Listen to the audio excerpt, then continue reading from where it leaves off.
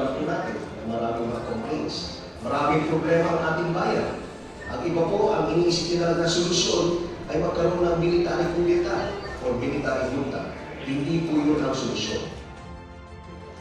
Isa lang po ang panawagan ko sa ating mga kababayan. Gamitin po natin itong eleksyon upang mailabas yung nasa damdamin natin by voting the right people in the right position.